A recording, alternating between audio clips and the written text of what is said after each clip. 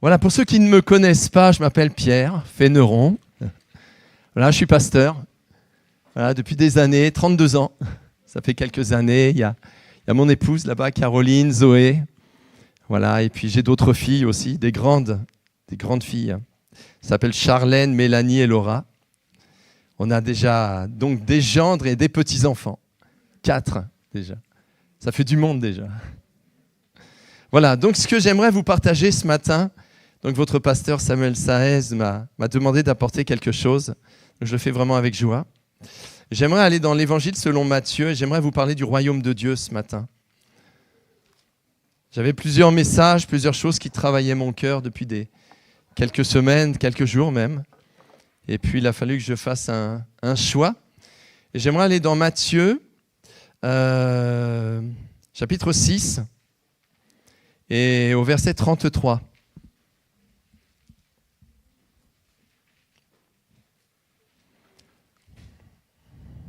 Est-ce que vous lisez la Bible? Est-ce que vous aimez la lire? Oui? J'ai bien aimé du producteur au consommateur.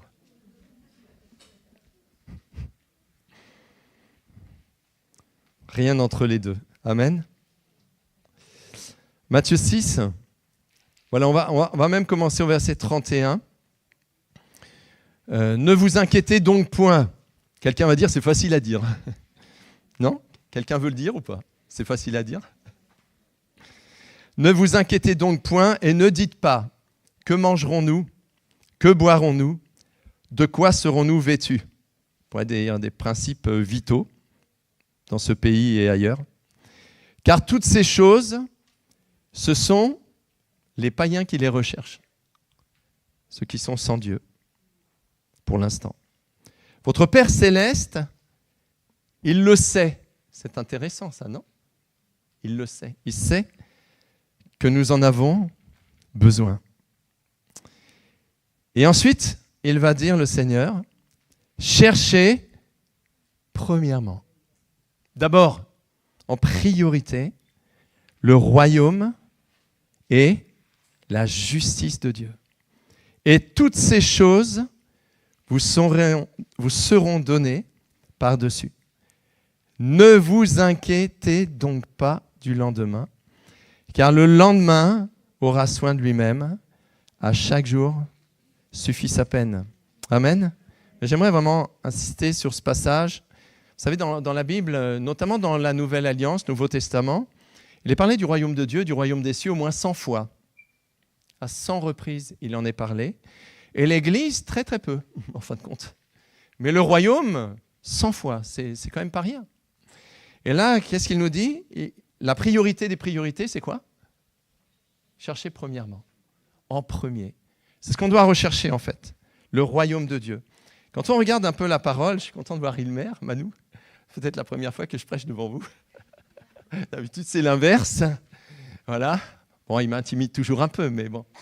Je ne les avais pas vus. Voilà. Maintenant, ça y est, c'est fait. Quand on regarde la parole de Dieu, puis on regarde l'histoire un petit peu de tout ce qui s'est passé depuis Adam et Ève jusqu'à aujourd'hui, et surtout au travers de la parole, on voit qu'il est très peu parlé du royaume. Très, très peu parlé du royaume, jusqu'à la venue de Jésus. Il est parlé des royaumes de la terre, royaume de Juda, royaume d'Israël, royaume des Mèdes, des Perses, etc., etc. Il y a beaucoup de royaumes, mais ça reste uniquement, en fin de compte, des royaumes terrestres et des royaumes surtout dirigés par des hommes, par des personnes, donc des humains comme vous, comme moi. Et on voit qu'il y a toujours des guerres, il y a toujours des problèmes, des difficultés, sauf que, en fin de compte, quand on regarde à un moment donné, au temps de Samuel, on voyait qu'il n'y avait pas de royaume. Non? Vous vous rappelez? Et que vraiment, le peuple hébreu était dirigé par Dieu. C'est ce qu'il voulait, c'est ce qu'il dirigeait, c'est ce qu'il désirait. Et puis, jusqu'à ce qu'à un moment donné, le peuple hébreu ait les yeux fixés sur les nations. Et ils ont voulu être comme les autres. En fait, dirigés par les hommes, par un roi, comme les autres nations, comme les autres peuples. Et vous savez que ça s'est mal passé. Vous savez, non? Pour la plupart d'entre vous. Moi, ce que j'aimerais regarder ce matin avec vous, c'est que il y a un royaume qui existe de toute éternité. Et c'est ça que j'aimerais vous partager ce matin. Un royaume éternel, même s'il n'en était pas parlé, il existait quand même. Et à un moment donné, ce royaume a voulu venir sur la terre, juste au moment de Jésus, en fait. Pourquoi? Parce que Jésus, c'est le roi. Amen. Et c'est une période, en fait, où on voit que... On l'a chanté avec, comment il s'appelle, Justin, je crois. Non? Il est où, Justin? Ah, voilà. Voilà. On a parlé de beaucoup de choses par rapport à l'éternité, par rapport à Jésus. Et on voit qu'à un moment donné, voyant ce monde, voyant la misère, voyant tout ce qu'on est, tout ce qu'on était et tout ce que le monde est encore aujourd'hui, se dire il faut un sauveur. Non? Mais il ne faut pas un sauveur terrestre, il faut un sauveur céleste. Il faut un sauveur qui va venir, mais un sauveur sans défaut, sans péché, sans iniquité, pur, saint. Ça ne pouvait pas être un ange, bien qu'il me semble que dans le ciel, il me semble qu'il n'y a pas de péché ni d'iniquité, mais on voit que le diable, qui était aussi un ange, malheureusement a été,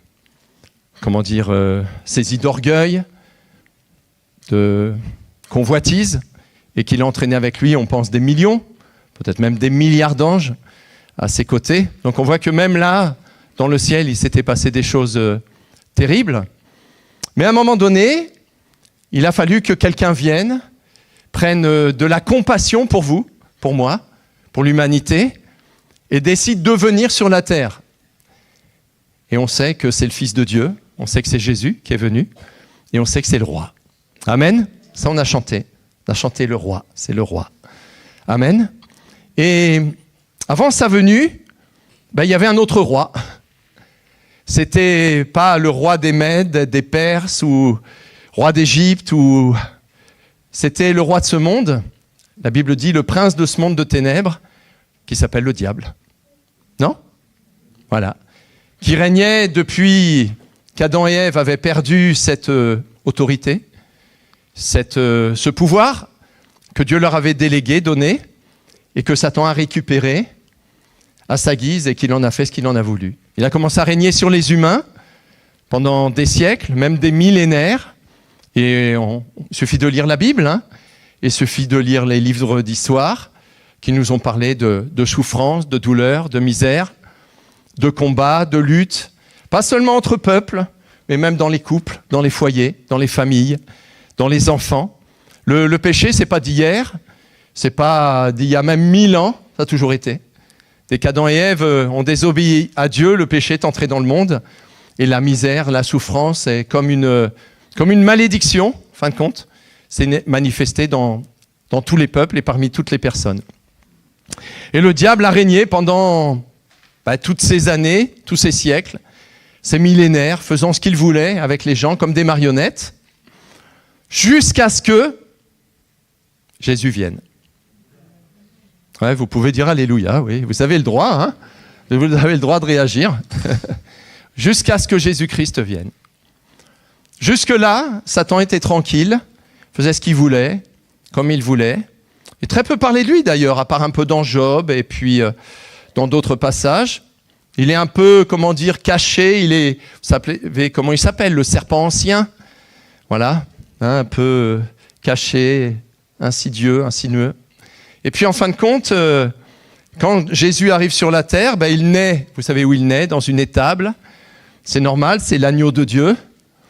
Il n'est pas né dans un temple, dans un palais, mais il est né dans une étable où il y avait des animaux. Mais Jean-Baptiste a dit c'est l'agneau de Dieu qui ôte le péché du monde. Peut-être il ne pouvait pas naître ailleurs que dans une étable, en fin de compte. Et puis c'est intéressant parce que quand vous lisez la Bible, voyez qu'à un moment donné, des mages viennent d'Orient pour se prosterner devant le roi. Eux savent, alors que les docteurs de la loi, les scribes, les hommes censés savoir tout de la naissance de Jésus ne savent rien du tout. Rien du tout.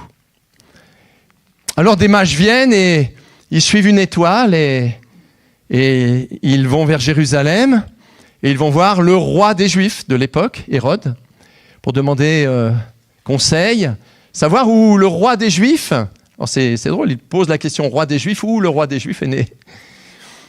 Il est assez peiné, assez étonné de cette question. Il rassemble les scribes, les docteurs de la loi pour savoir où il est né, où il va naître. Ils disent à Bethléem. Alors, ce qui est intéressant dans cette histoire, c'est que aucun d'entre eux va se déplacer pour aller voir. Même pas la curiosité. Aucun assez curieux va dire je vais aller voir. Quand même, qu'est-ce que nous racontent ces mages?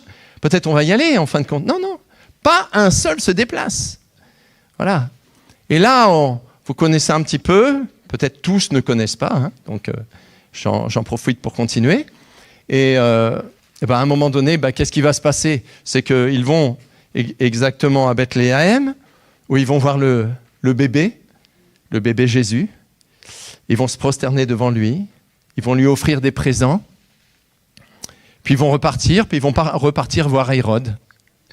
Et vous savez ce qui se passe, Hérode en colère décide de faire tuer tous les enfants de moins de 2 ans dans la région.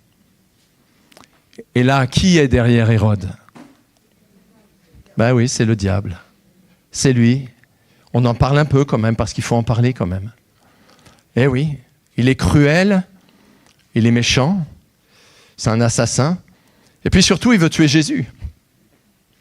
Et puis, on va voir que les anges veillent, le Père veille sur Jésus. Et qu'à un moment donné, par des visions, par des songes, Joseph va être saisi et va prendre le bébé, sa maman, et vont partir en Égypte pendant plusieurs années. C'est vrai ou pas? C'est la réalité. Et puis ils vont revenir, toujours par des songes, des visions. C'est important les songes et les visions, non? On devrait prier pour qu'on en ait plus, beaucoup plus. Et puis ils reviennent et puis ils veulent aller dans un endroit, mais les anges disent non, pas dans cet endroit, dans un autre endroit. Ils vont habiter à Nazareth pendant des années. Et puis j'avance avec vous un petit peu plus loin, on saute à 30 ans. Autrement, ça va être un peu trop long ce matin. Mais on arrive à 30 ans, le baptême d'eau. Bien sûr, on est tous convaincus que Jésus n'a pas besoin d'être baptisé d'eau, puisque c'est un baptême de repentance qui mène à la repentance. Jésus n'a pas besoin de se repentir, mais il le fait par obéissance à son Père. Et puis, en fin de compte, le Saint-Esprit descend comme une colombe sur lui. Le ciel s'ouvre et le Père parle. Celui-ci est mon Fils bien-aimé en qui j'ai mis toute mon affection. Et le ministère démarre. Sur les chapeaux de roue. Non? Oui. Il est mené par le Saint-Esprit, ce qui est assez étonnant, mais c'est normal, c'est une confrontation spirituelle. Et il va être emmené pendant plusieurs jours, 1 mois et demi pratiquement dans le désert, pour être confronté au roi de ce monde, au prince de ce monde de ténèbres, Satan lui-même. Ce n'est pas un démon qui va venir, c'est Satan lui-même. Donc on a d'un côté le roi des cieux, le roi du royaume de Dieu, on a d'un côté, et d'un autre côté, on a le roi de ce monde, le prince de ténèbres, etc., etc. Et on voit que Satan va essayer par X choses de faire tomber Jésus, de le mener dans la tentation, de le faire tomber d'une manière ou d'une autre. Mais on voit qu'il n'y arrive pas. Et le ministère de Jésus commence. Il est rempli du Saint-Esprit, il est revêtu de puissance. Ça va, vous me suivez? Je vous endors pas, j'espère. Bon, sinon, vous me le dites quand même. Donc, il est revêtu de puissance. Et il va dire, l'Esprit du Seigneur est sur moi, la grande mission, la commission, ce que le Père lui a donné comme mission. L'Esprit du Seigneur est sur moi parce qu'il m'a oint pour annoncer une bonne nouvelle aux pauvres, pour guérir ceux qui ont le cœur brisé, pour proclamer aux captifs la délivrance et aux aveugles le recouvrement de la vue, pour renvoyer libres les opprimés, pour publier une année de grâce du Seigneur. Amen. C'est la mission. C'est la mission. Amen. La mission extraordinaire que le Père lui a donnée, puis que Jésus ensuite a donnée à l'Église. Amen. Amen. Amen. À l'Église aussi. Amen. Et alors il commence son ministère. Ça ne va pas durer longtemps, 3 ans et demi, mais ce qu'il va faire en 3 ans et demi va être extraordinaire. Amen. Et c'est intéressant, c'est hyper intéressant. Parce que quand on le voit aller dans les synagogues, Il est là devant des hommes et des femmes, des religieux, notamment, surtout des religieux, qui ne le reconnaissent pas, qui ne reconnaissent pas le Messie, ils ne reconnaissent pas loin de Dieu, ils ne reconnaissent pas le Sauveur. Par contre, il y en a qui le reconnaissent, c'est les démons. C'est drôle, non? Les gens ne le reconnaissent pas, mais les démons le reconnaissent, lui. Ah oui, ils le reconnaissent.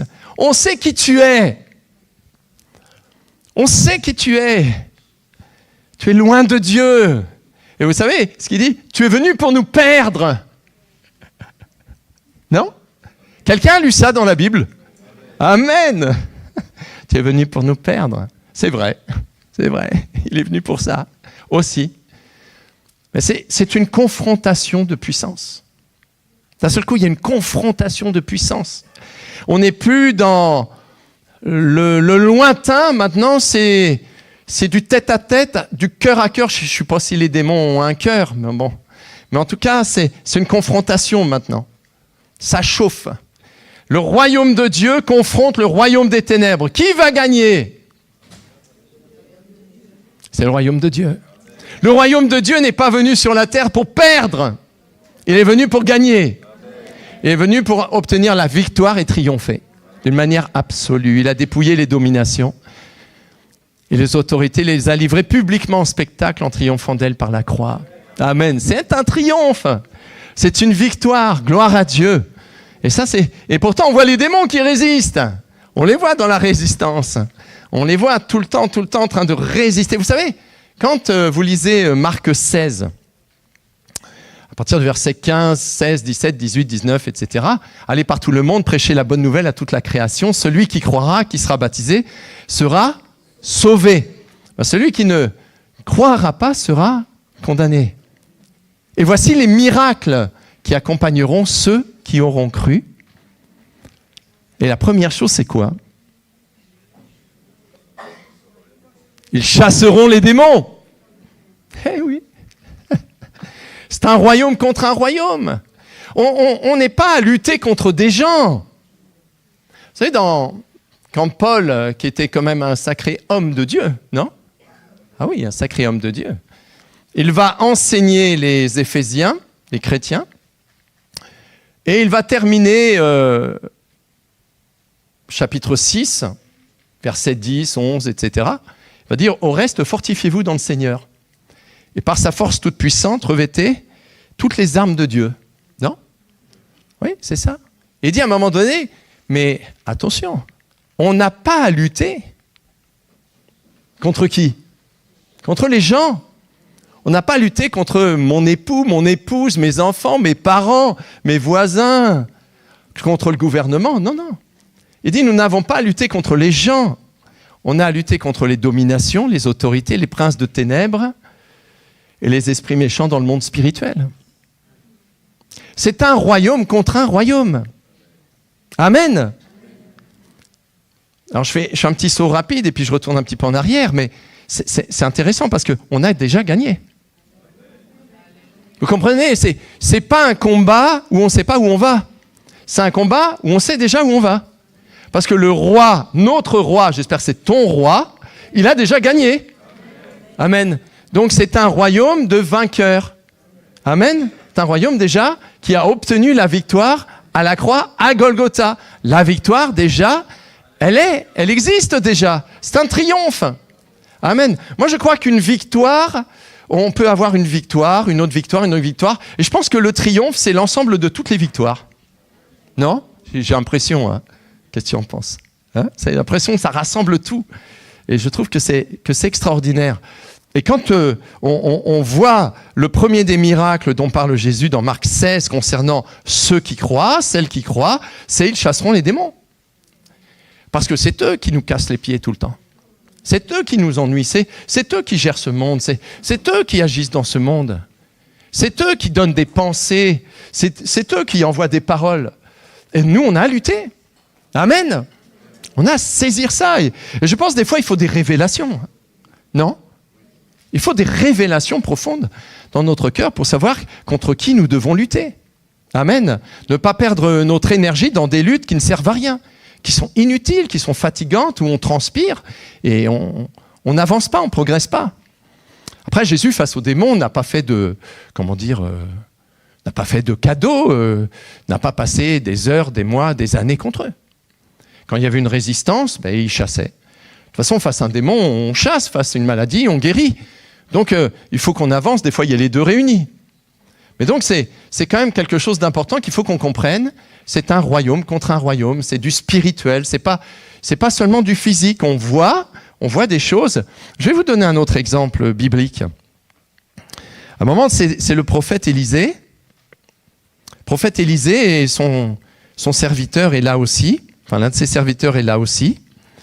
Et puis, ils sont tranquillement dans un endroit en train de dormir et le matin, ils se réveillent et le serviteur va regarder à la fenêtre et il dit « Ouh là là, il y a une armée, elle est immense. Ils vont nous tuer. On est foutus. » Et il va voir son maître. Donc, je crois que c'est Élisée, si je ne me trompe pas. Voilà, merci. C'est Élisée. Donc, Élisée n'est pas inquiet. Ah, pas du tout. Pourquoi ? Parce qu'il voit autre chose, lui. Il a une autre vision. Il a une révélation de ce qui se passe dans le monde spirituel. C'est ça qu'on a besoin. Dans le monde spirituel. Qu'est-ce qui se passe dans le monde spirituel ? Alors, s'il n'avait rien vu, il se serait inquiété, non ? Peut-être, vous savez, quand quelqu'un s'inquiète, il est transmetteur d'inquiétude. Il peut emmener toute une armée à l'inquiétude, toute une église à l'inquiétude, non ? Ça peut arriver, un époux, une épouse, un enfant, un parent, peut-être quelqu'un qui est malade. Et l'autre, il dit, ne t'inquiète pas. L'autre, il dit, si. À qui il va gagner dans les deux ? On ne sait pas trop. Mais souvent, l'inquiétude prend le dessus quand même. Et Élisée voit autre chose. Il voit autre chose. Et sa prière, ça va être quoi ? Il va prier Dieu et puis il va dire, ouvre-lui les yeux. Ouvre-lui les yeux pour qu'il voie, comme lui il voyait. Qu'est-ce qu'il voyait ? Il voyait sur les collines, sur les montagnes, le royaume de Dieu. Il voyait l'armée de l'Éternel. Lui, il la voyait. Le serviteur, il ne voyait rien. Il ne voyait rien du tout. Ouvre-lui les yeux pour qu'il voie tout ça. Ce royaume, cette puissance qu'il y a là. Tu n'as pas d'inquiétude à avoir parce que ceux qui sont avec nous sont en plus grand nombre que ceux qui sont avec eux. C'est qui est avec eux ?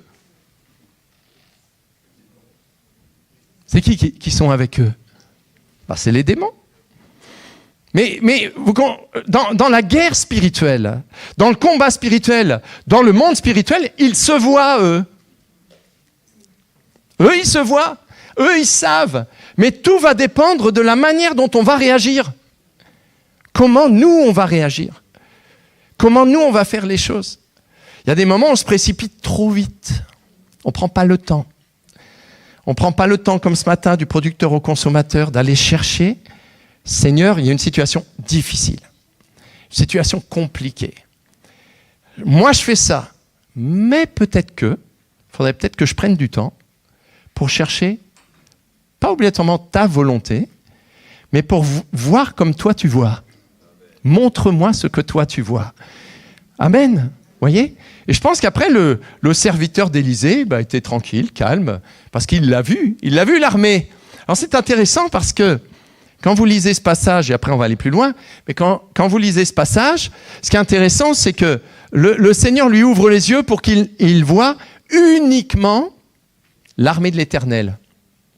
Alors qu'Élisée a une double vision, il voit l'armée de l'Éternel et il voit les démons qui sont avec eux. Peut-être c'était pour pas l'inquiéter, je sais pas. Mais en tout cas, voilà, on est dans un combat spirituel et on ne doit pas le minimiser. Ensuite, moi j'ai remarqué un homme de Dieu. Alors je sais pas, un homme de Dieu, oui, je pense qu'il est devenu un homme de Dieu après. Ce fameux docteur de la loi, Nicodème. Ce fameux Nicodème, qui savait beaucoup de choses, et sûrement des choses par cœur. Et puis, il va de nuit rencontrer Jésus, et il va lui dire, nous savons que tu es un docteur venu de Dieu, car personne ne peut faire ces miracles que tu fais si Dieu n'est avec lui. Et Jésus va le ramener sur le royaume. Non? L'Esprit Saint et le royaume. Les deux. Il n'y a pas l'un sans l'autre. Et il va dire, mais si tu ne nais d'Esprit Saint ou si tu nais d'en haut, tu ne peux pas voir le royaume de Dieu. Tu ne peux pas le voir. C'est impossible. Parce que c'est l'Esprit de Dieu qui te donne de le voir. C'est lui qui t'ouvre les yeux pour que tu le vois. Ça, c'est la première chose. La deuxième chose, c'est pas seulement le voir, c'est y entrer. Amen. Le voir, mais il faut qu'on y entre après pour y participer. Amen. Pour faire partie prenante de ce royaume, pour devenir fils, fille de Dieu, fils et fille du royaume. Amen. Non, c'est ça ou pas? Mais oui, c'est ça. Parce que il sait beaucoup de choses, il a une super connaissance de tout, mais il voit rien. Il voit rien. Et ce matin, que le Seigneur ouvre nos yeux, qu'on voit clairement ce royaume, qu'on le voit, et pas seulement qu'on le voit, mais qu'on y entre, qu'on y pénètre, qu'on puisse le vivre, mais pleinement, qu'on soit participant de ce royaume. Je vous ai dit, l'Église, il en est très peu parlé, mais le royaume, 100 fois. Donc qu'est-ce qui est le plus important? C'est le royaume. L'Église est dans le royaume. Mais le royaume n'est pas dans l'Église. Mais nous, on est dans ce royaume. Et maintenant, c'est à nous de dire, mais Seigneur, dans ce royaume, on fait quoi? On est fils de Dieu, on est fille de Dieu. Je l'espère déjà, au moins. Si tu ne l'es pas, ce matin, tu peux passer par la repentance et demander pardon à Dieu pour tes péchés, tes iniquités. Amen. Et puis vraiment passer par une profonde conversion, un retour à Dieu. Et ta vie va changer. Amen. Ta vie va changer. Tu vas passer des ténèbres à la lumière, de la puissance de Satan à Dieu et de la mort à la vie. Amen. Et on passe d'un royaume au royaume de Dieu. Gloire à Dieu. Donc voir le royaume et entrer dans ce royaume pour dire voilà, je veux entrer dans ce royaume, je veux vivre dans ce royaume, je veux vivre ce royaume, je veux que ce royaume soit dans mon cœur, dans ma vie. Je veux que ce royaume, ça soit ma façon d'être, ma façon de me comporter, ma façon de penser. Amen. Que ça soit réel dans ma vie. Réel dans ma vie. Et là, les promesses de Dieu deviennent aussi réelles. Toute la nouvelle alliance devient réelle pour moi. Amen. Toutes les paroles de Jésus deviennent réelles pour moi parce qu'il parle des paraboles du royaume de Dieu à plusieurs reprises. On en parlait malheureusement à un temps difficile puisque c'était un enterrement, c'était des obsèques il y a 1 semaine et demie je crois, où on parlait de la parabole du trésor caché, la parabole de la perle, la parabole du fils prodigue. Tout ça nous parle de royaume. Amen. Il y a beaucoup de paraboles du royaume de Dieu. Le royaume de Dieu est semblable à. Amen. Voyez? Et ce royaume, il faut que ce royaume, il avance sur la terre. Et il va avancer par qui? Qui c'est qui a dit quelque chose là? Qu'est-ce que tu as dit? Avec nous. Eh oui, c'est ça. C'était une bonne réponse. C'était pas compliqué. Mais il fallait la donner quand même. Le royaume de Dieu sur la terre va avancer avec ses fils et ses filles. Comment on appelle ça dans le royaume? Ses sujets. Avec ses sujets. Amen. C'est ça la réalité.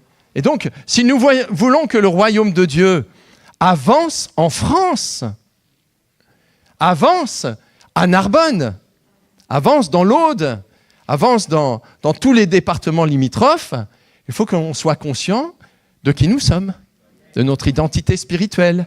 Amen. De ne pas se mettre en dehors du royaume. Mais on est dans le royaume, on fait partie de ce royaume, seulement peut-être on ne le voit pas trop. Peut-être on ne le vit pas tellement. Peut-être on est peut-être traditionnaliste, on est peut-être habitué. Mais mes amis, ce n'est pas ça le royaume de Dieu. Ah, c'est bien plus que ça. C'est autre chose. Hein, je parais en savoir plus que vous, non? Ça comme ça paraît. Ben, peut-être pas du tout. Mais j'ai soif. Ah, c'est sûr, j'aspire en fait. Je désire profondément que ce royaume avance. Et il va avancer avec vous, mes amis. Il va avancer avec son Église, avec tous les frères et sœurs qui vivent dans cette ville de Narbonne et aux alentours. Amen. Si tu veux que le royaume de Dieu avance dans ton village, il va falloir te lever. Il va falloir marcher. Il va falloir prier. Il va falloir peut-être jeûner. Amen. Oui, bien sûr. C'est des choses où il faut qu'on se sente participant, personnel de ce royaume. Amen. Et quand le royaume de Dieu, je prends encore quelques minutes, et quand le royaume de Dieu avance, le royaume des ténèbres recule. Amen. Et oui, mais quand le royaume de Dieu, est-ce qu'il peut reculer? Et ça peut se faire. Alors l'autre avance. C'est soit l'un, soit l'autre. Mais c'est ça la vérité. Et quand on conçoit ces choses... Vous savez, j'étais en train de réfléchir à un petit peu... Vous savez quand... Mais peut-être ici, il n'y en a pas. Mais des fois, il y a des gens qui critiquent, peut-être des gens qui calomnient, qui médisent. Mais ça, c'est l'oisiveté. Vous voyez, ça, c'est l'oisiveté. Quand il y a l'oisiveté, il arrive des tas de trucs mauvais. Des tas de trucs mauvais. D'un seul coup, on se met à regarder l'autre et on commence à trouver des défauts. Plein de défauts. Peut-être vous me regardez depuis tout à l'heure, peut-être vous en trouvez plein. C'est possible, je ne sais pas. C'est très possible. J'espère qu'il n'y a pas trop physiquement. Bon, mais... et en fait, quand on n'est plus dans l'oisiveté et qu'on dit « Oh, on est dans l'armée de Dieu », mais alors, si on est dans l'armée de Dieu, c'est pas pareil. On est au combat. On est dans la lutte. Pasteur Samuel Saez et son épouse Sylvie sont plus tout seuls. Non? Et non. On dit, on est avec vous, on est derrière vous. C'est pas pareil, derrière et avec. Non? Quand on est avec, ça veut dire on est à côté. D'ailleurs, c'est intéressant. La parole dit que le Seigneur travaillait avec eux et confirmait la parole par les miracles qui l'accompagnaient. Ils accompagnaient. Ce n'était pas derrière. Ils accompagnaient. Non? C'est-à-dire que quand je marche, moi, ma femme n'est pas derrière à me suivre, quoi. Elle m'accompagne, elle est avec moi, elle est à côté. Non? Non? Enfin, vous, peut-être pas, je sais pas. J'espère. Enfin, si vous avez une épouse, un époux. Vous voyez? Mais je pense que il y a une différence entre une fonction que Dieu donne. Voilà. Bon, Samuel n'est pas là, c'est pas que j'en profite, mais bon. Mais Samuel, Dieu lui a donné une fonction, une autorité spirituelle. Non? Voilà, c'est ça. C'est une fonction que Dieu lui a donnée. Mais il ne peut pas faire ça tout seul. Il a besoin de vous tous et de vous toutes. Si vous dites, oh, il est formidable, il est sûrement formidable, extraordinaire. Merveilleux, mais sans vous, il ne peut pas aller plus loin.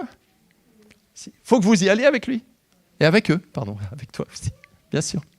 Ensemble, non? C'est ça une armée. Vous savez, quand vous regardez la parole de Dieu avec le roi David, et puis d'autres rois, d'autres généraux, ils y vont ensemble, travaillent ensemble. C'est ça. Et le royaume de Dieu, c'est comment on appelle ça? C'est uni. C'est uni. C'est ensemble, non? C'est ensemble. C'est pas un d'un côté, un de l'autre, mais il y a une unité d'esprit, il y a une unité de cœur, il y a une unité d'âme. C'est ensemble. Et là, le royaume avance. Là, le royaume avance. Quand on parle d'unité, là, on ne parle plus d'oisiveté. On parle plus on regarde le défaut de l'un, le défaut... Non, on ne s'en occupe pas. Nos regards sont fixés sur Jésus, sur le roi. Et le roi, en fin de compte, pour terminer, je pense à Jean 15. Vous savez le vrai cep et les sarments? Quelqu'un connaît? Le vrai cep et les sarments. Nous, on vit au milieu des vignes depuis maintenant 10 ans presque. Donc, on n'y connaissait rien. On y connaît peut-être un peu mieux, mais sûrement pas tout. On en est loin. Ça, c'est sûr. Sûrement qu'ici, il y a des vignerons, vigneronnes, je ne sais pas. Ici, ils vont me reprendre direct. Bon, enfin, ce que j'ai remarqué quand même, quand Jésus parle « Je suis le vrai cep et vous êtes les sarments. Alors je me suis dit, déjà, il n'y a pas 2 ceps, il y en a un. Déjà, il n'y en a qu'un. Voilà. Ça veut dire que moi, je ne peux pas dire je suis un cep. Vous voyez ? Quand j'étais pasteur pendant des années, je ne pouvais pas dire aux chrétiens je suis le cep et vous êtes les sarments. Vous voyez ? Non. Donc, il y a un cep. Là, on est tous d'accord. Un cep. On dit il y a un roi. Il n'y a pas 2 rois. Il y a un général, il n'y en a pas 2. C'est Jésus, point. D'accord ? Ensuite, nous, on est hantés sur lui. Alors, hanté, pas H-A-N-T-E-S, hein, hanté, E-N. D'accord ? On est greffé. Voilà. C'est pas une maison hantée. Donc, on est greffé sur lui. D'accord ? Qui nous a greffés ? C'est lui ? On ne s'est pas greffé tout seul. Non ? Céline ? On s'est greffé tout seul ? Non. Non, on nous a greffés. On a été greffés en lui. Sur lui. Non ? Ok. Et par exemple, Patrick, hein ? Il a été greffé à un endroit, quelqu'un a été greffé à côté, ou plus haut, plus bas. Enfin, c'est pas grave en fait. Et Patrick ne regarde pas l'autre en disant ah bah dis donc, pas terrible celui-là, hein ? Ce sarment-là, il n'est pas terrible, hein ? Non, mais en fait, l'autre sarment dépend du même cep. Du même cep. Amen. Et le même cep, c'est Jésus. Donc, même si Patrick s'occupait de l'autre sarment, bah c'est très gentil, hein ? C'est très, très gentil. Mais le vrai cep s'en occupe aussi. Amen. Et c'est lui qui donne le jus, c'est lui qui donne la force, c'est lui qui communique l'amour, la joie, la paix, etc., etc. Et si le sarment bloque, Patrick y est pour rien. Mais pareil que si lui il bloque, l'autre sarment n'y est pour rien. Chaque sarment dépend uniquement, non pas des autres sarments, mais dépend uniquement du vrai cep. Je ne sais pas si vous me suivez ce matin. Ça va ? Voilà. Et dans ce royaume, c'est comme ça que ça fonctionne. C'est comme ça que ça fonctionne. On dépend du roi. Amen. On dépend du roi. Et moi, ça me rassure beaucoup que je ne dépends pas de toi, mais ça me rassure encore plus que toi, tu ne dépends pas de moi non plus. Ça me rassure encore plus. On dépend du même, du roi des rois, du Seigneur des seigneurs. Amen. Vous l'avez compris ? Oui ? Amen.